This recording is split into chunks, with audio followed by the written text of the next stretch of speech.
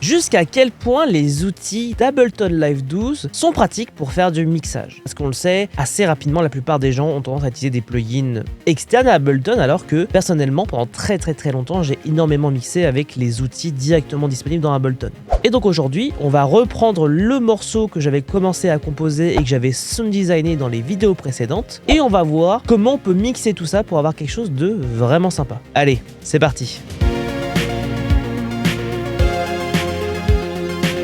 Donc on a notre morceau vibe très Street of Rage 2, j'ai envie de dire Street Fighter alors que c'est rien à voir. Ce que je vais faire, c'est que je vais commencer par mettre un EQ sur chacune de mes pistes pour pouvoir ensuite voir sur quelle bande de fréquence va se situer les différents instruments et pouvoir réajuster individuellement les différentes bandes de fréquence pour avoir quelque chose de plus épuré. Parce que forcément, si on laisse tous les instruments tels quels, parfois on a des fréquences sur certains instruments dont on n'a pas forcément besoin. Si par exemple vous avez déjà un instrument qui sert de basse et que vous avez un autre instrument lead qui va avoir une partie de son signal qui passe dans les basses, et ben en fait ça va faire une sorte de signal un peu confus, un peu boueux comme on dit, et ça sera un peu chaotique. Donc là on va essayer juste de faire un petit premier clean. Juste écouter. Parce que là, il y a vraiment beaucoup de basses. Là il n'y en a plus du tout. Voilà, à peu près là. Comme ça. Pour celui-là.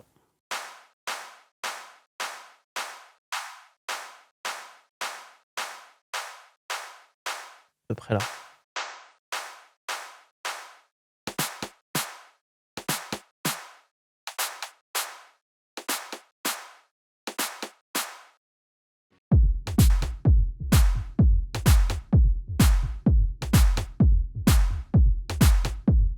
Petite astuce pour le rim là qui me va pas, la partie snare and rim, je vais mettre un petit vocodeur en noise.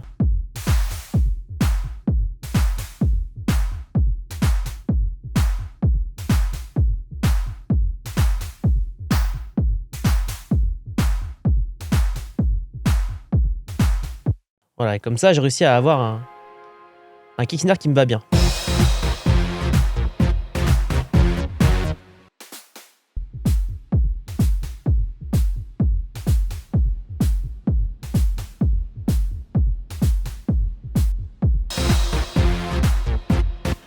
Très bien, alors sur lui ça va être aussi très simple.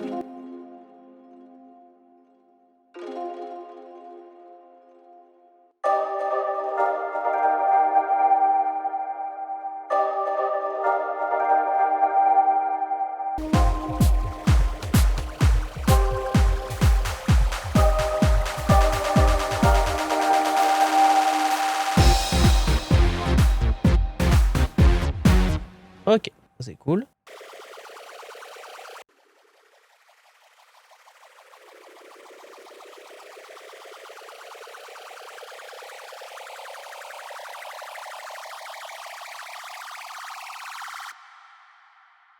Ok, ça c'est cool.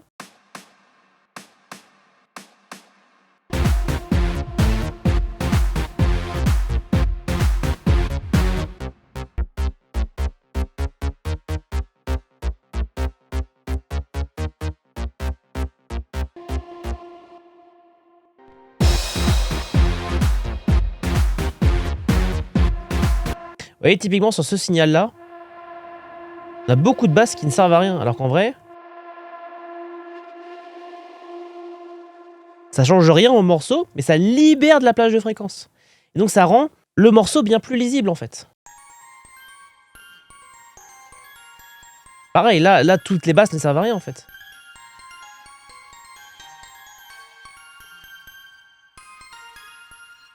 Et en plus, en laissant tout ce vide-là, tout ce qui va être avant les 1000 Hz là, bah, ils seront beaucoup plus lisibles, beaucoup plus faciles à lire en fait.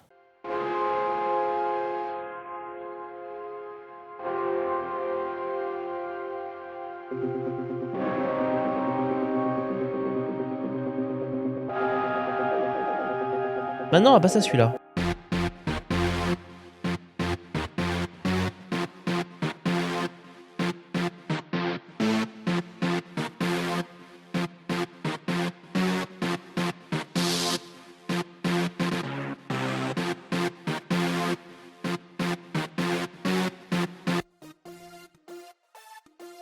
peu près là, ouais.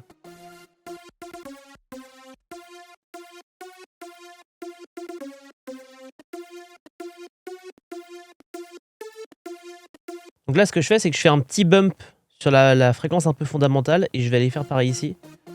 Mais je vais creuser juste après. Voilà, un truc un peu comme ça.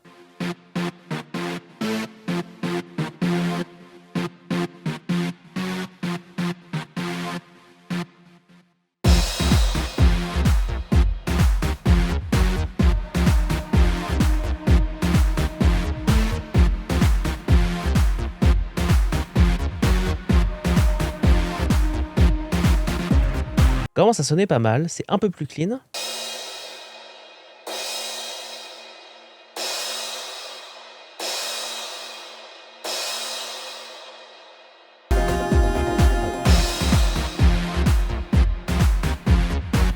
Alors là, ce que je me suis dit, c'est que pour faire un peu de place, je vais enlever sur les fréquences avec le refrain. Enfin, sans refrain, je vais enlever ce segment-là, en tout cas le désactiver. Donc pour le désactiver, j'appuie sur 0. Parce que en fait, ça me permet de libérer un peu de fréquence en plus. Parce qu'il y a toujours cet enjeu-là de réfléchir en se disant, ok, qu'est-ce qui est utile? Et surtout, quand on fait un morceau, on fait plusieurs sections. Et donc, on essaye d'avoir un peu de la variation, d'avoir un peu de changement. Et donc là, c'est ce que j'ai fait. Ok, je vais faire aussi autre chose que j'aime bien faire. C'est très subtil, mais je trouve que ça marche bien. C'est mettre des automations de volume sur les sections pour essayer d'accentuer ou de diminuer justement certains effets. Donc, par exemple, je vais regrouper mes instruments pour essayer d'avoir quelque chose d'un peu clean.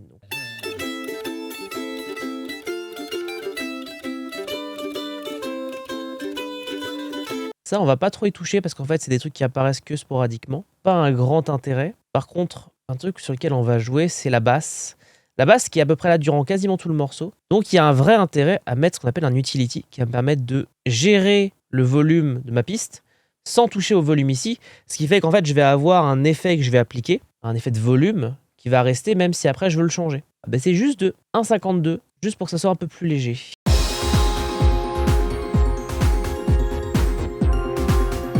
Pas beaucoup plus, sinon ça va être vraiment trop violent sinon. Pareil, ça pourrait être intéressant éventuellement d'appliquer ça sur d'autres percussions, genre ça par exemple. Alléger un peu le truc. Ok, c'est pas mal. On va commencer à passer sur la partie un peu compression. On va écouter les signaux de chaque groupe et on va regarder un petit peu ce que ça vaut.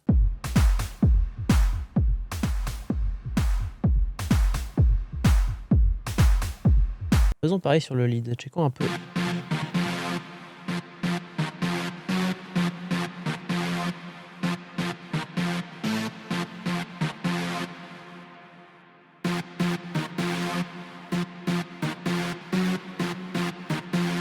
Même si c'est très léger, ça va permettre d'éviter des trop grosses dingueries en termes de variation.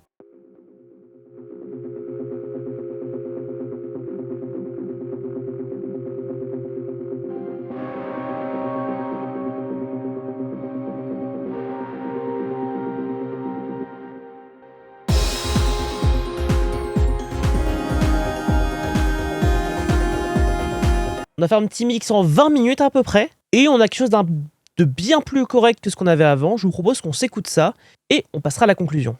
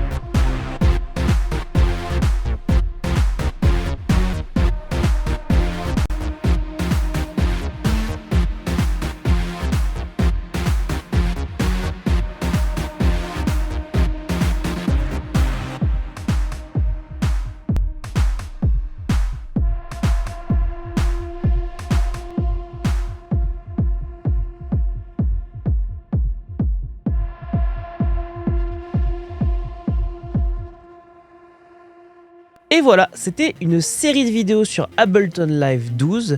Il restera une vidéo qui arrivera un peu plus tard dans l'année où je vais notamment révéler un peu comment moi j'organise mon Ableton Live pour pouvoir travailler, pour pouvoir optimiser le truc et notamment comment je répartis les filtres dans tout ça. Là, je vais pas le tourner maintenant parce que je préfère attendre que la version officielle sorte pour pouvoir commencer à paramétrer mes trucs et pouvoir vous montrer en bonne et due forme comment j'organise mon workflow. En attendant, si tu veux pas louper cette vidéo, je t'invite à t'abonner. Et si t'as aimé la série de vidéos et que t'as envie d'aller un peu plus loin, en description, il y a une petite fiche que tu peux télécharger où j'ai mis une petite mind map de toutes les notes que j'ai prises avant de tourner ces vidéos avec tous mes plugins préférés, etc. Et également, il y aura une petite série de vidéos exclusives qui vont arriver en même temps, avec notamment mes 5 plugins Max MSP préférés. Alors si tu veux pas louper ça, le lien est dans la description. En attendant, on se retrouve la semaine prochaine pour une nouvelle vidéo. Tchuss!